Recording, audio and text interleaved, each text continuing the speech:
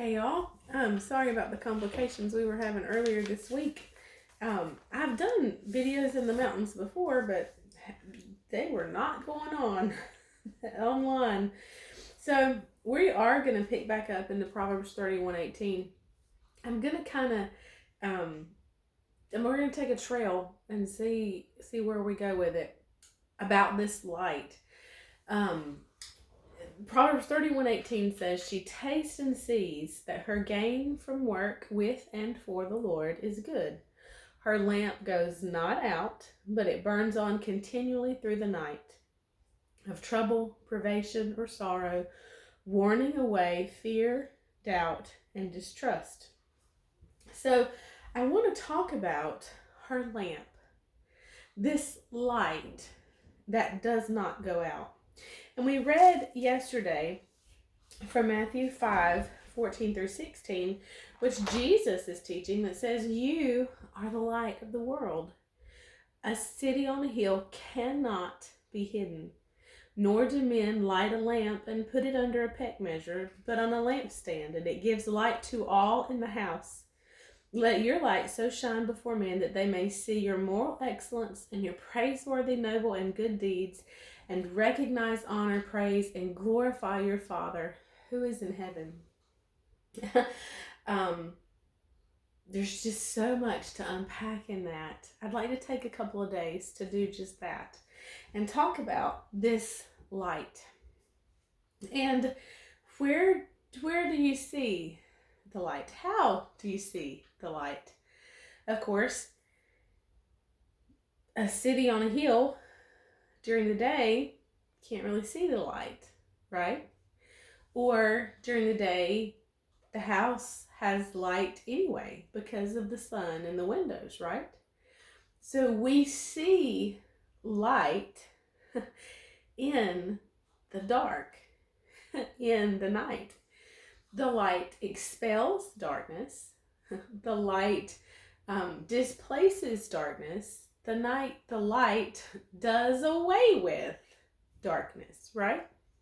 So it is in the dark where we recognize that light.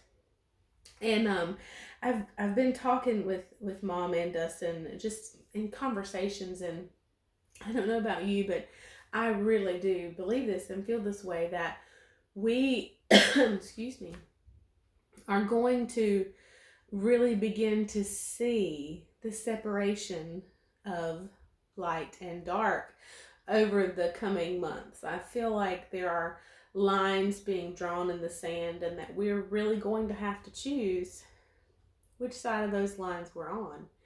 1 Corinthians, I'm pretty sure it's in 1 Corinthians, tells us that what fellowship have light and dark. And, we have to remember that we live as light and we don't live as dark. And it is very different. And light and dark cannot coexist in the same place. Just like Jesus is talking here, that this city on a hill, it's not a dark place, but it is a beacon, right? That calls to the weary, that calls to the restless, that calls to those travelers who are far from home, or who are fearful, or who have no place else to go, or they're way far away from home and uncertain. That city on a hill is a beacon of safety. And that's exactly what we are to be. That light that says you don't have to be fearful. You are not alone. Come. And that's what Jesus says, in it's Matthew 11? Luke 11. This was not one of the places I intended to go, but it is Matthew 11. He says, "Come to me, all you who labor and are heavy laden and overburdened, and I will cause you to rest." And see, those of us who have Jesus, who know Jesus, that's what we say. We're those beacons in the night, in the darkness, in the uncertainty, that we say, Come on. Come. Let me tell you about the one who can ease those burdens. Let me tell you about the one who can ease that fear.